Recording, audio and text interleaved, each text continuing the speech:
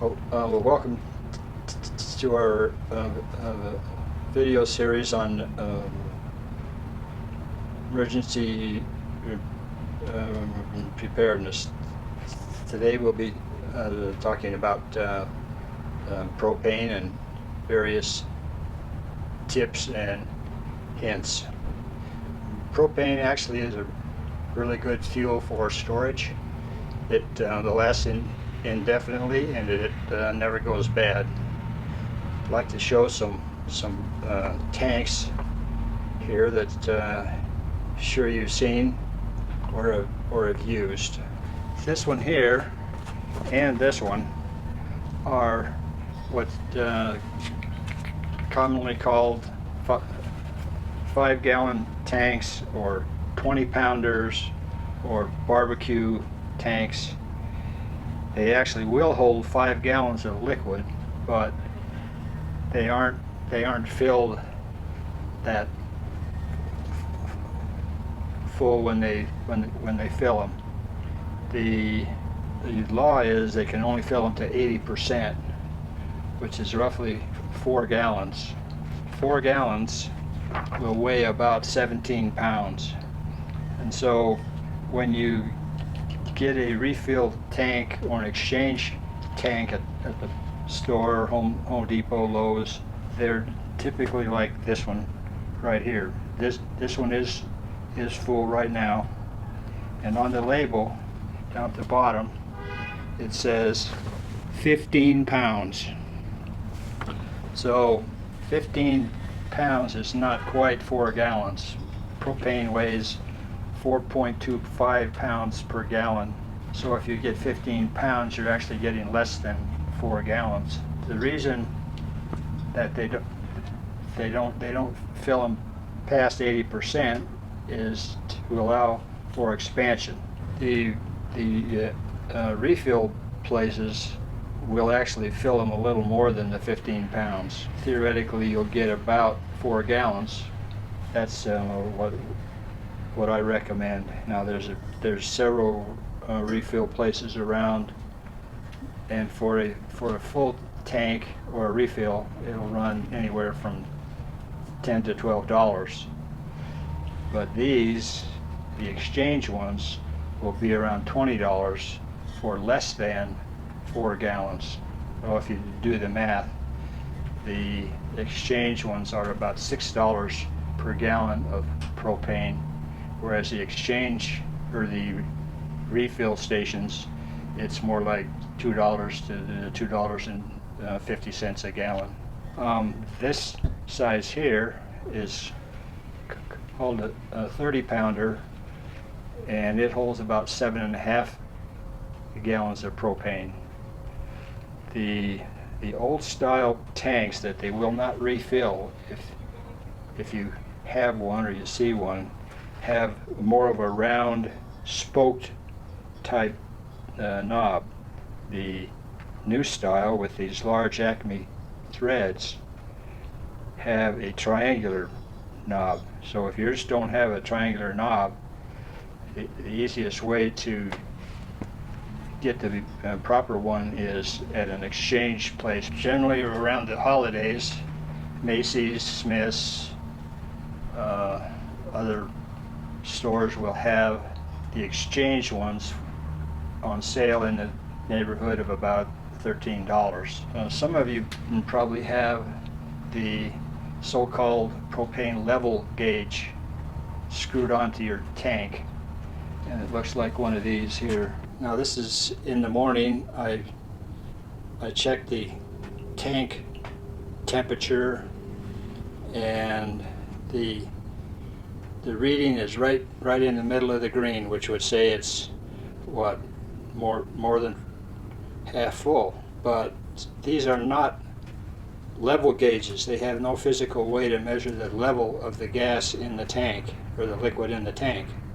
They can only measure the pressure, and so the pressure is based on the temperature of the tank or the liquid in the tank. This second photograph shows the exact same tank, gauge, but the tank sat for about 6 hours in the sunlight. And now you'll see the reading on the gauge is way off of the green, which means for some reason, in theory, there's more liquid in it than we started with, which is not true, obviously. So it's just measuring the pressure of the gas above the liquid in the tank. The tank there is 113 degrees, and it still has the same 2.64 gallons in it. The only sure way to know how much liquid propane you have in your tank is to weigh it. On the side of the collar on the tank, there's a stamped weight, and it's as shown here. It says TW. That stands for tare weight. Tare weight is the weight of the empty tank. So in this case, it says tare weight is 16.6 pounds. So if you put about 17 pounds of propane in there, or 4 gallons, which is 80%, then it's going to weigh around 34 pounds. Okay, so in order to weigh one of these, generally it's fairly easy to just set it on a bathroom scale. However, I happen to have a digital luggage scale, which is a little more accurate, but it's not that necessary. So I'm going to weigh this one right now. 32.3 pounds. So 32.3 pounds less 16.6 pounds is going to be 17 pounds, which is 4 gallons of propane. So even though this says that it has 15 pounds in it, they actually put 17 in it, which is where it should be. That's the 80%.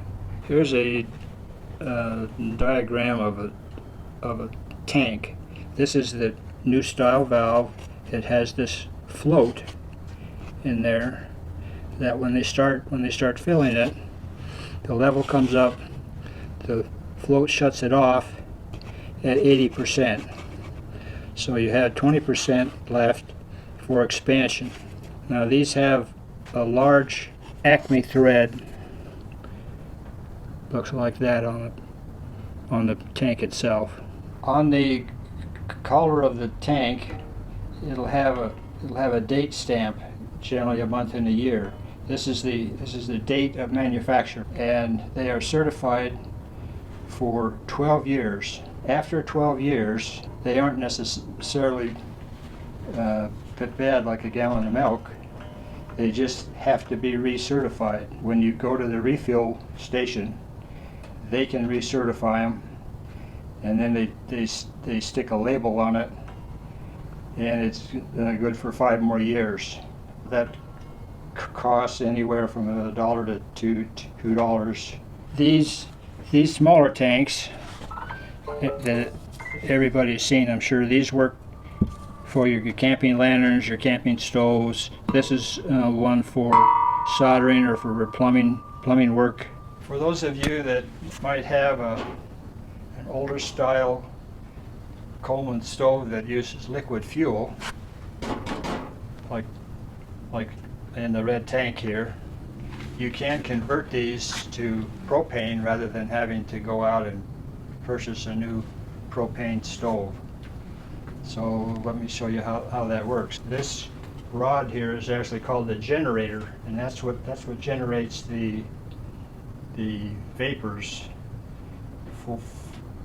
for the stove. This rod here, the generator, runs over the one burner, and that heats it up. If you have one of these types of stoves that uses the red liquid fuel tank, you can buy this adapter, but they're available online and other sporting goods stores. This one was about $20, $21, and this basically has the same generator situation right here. And so you just insert that where the other one was, and it has a little spring to hook it in there to force it in, hold it in tight, And then you take your one pound tank,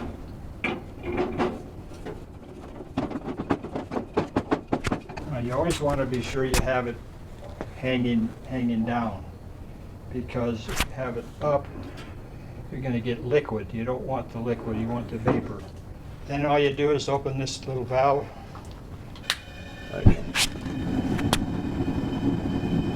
And there you go, you can run it on propane.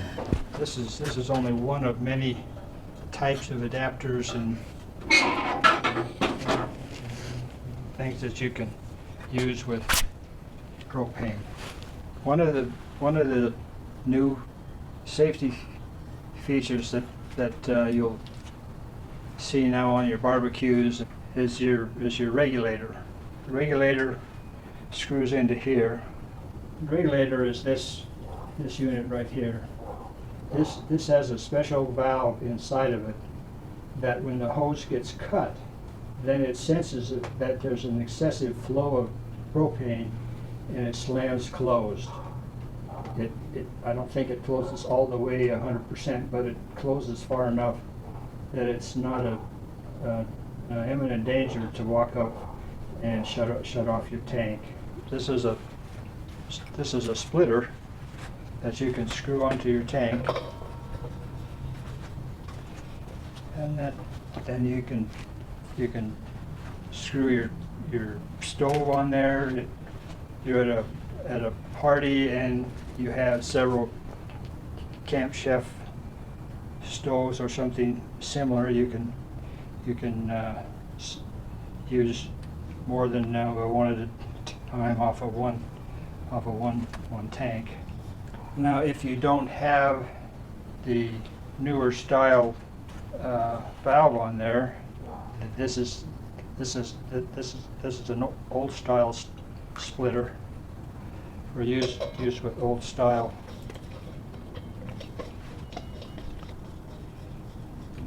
But this one is handy if you want to run a stove off of it. You can use one of the old style hoses, and then this goes on there. So if you have this system here, you can then run this hose over to your stove, and if you have this unit, then you can plug this unit into it, and instead of having to run your camp stove over there off of one of those little one pound cylinders, you can run it off your big tank. There's also another system here. I guess you could probably call it a tree. The one advantage of these new valves is you can use either style. This you would want to tighten up with a wrench. These other ones with the large knob are designed so that you don't have to use a wrench. You shouldn't. You should just get them hand tight. These are designed to be able to use with a hose set up like this.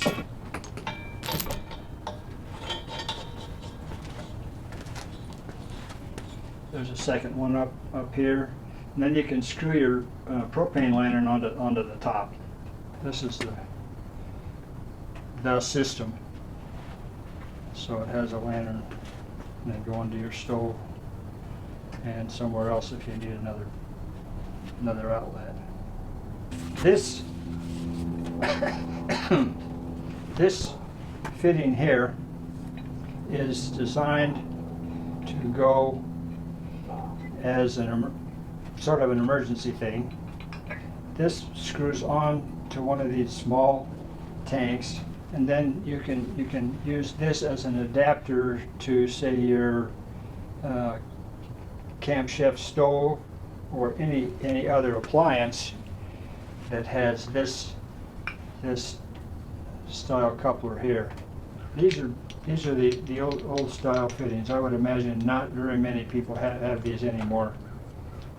But if you have something like that, this is an adapter to go from the left-hand thread on on your tank to the hose that goes to an appliance. So in this case, we could take this and still use the old style left-hand thread situation for your stove. Hopefully everybody has all the new style couplers like this one. That's probably it. If you have any questions, I'm more than happy to answer them. Just give me a call anytime. Thank you.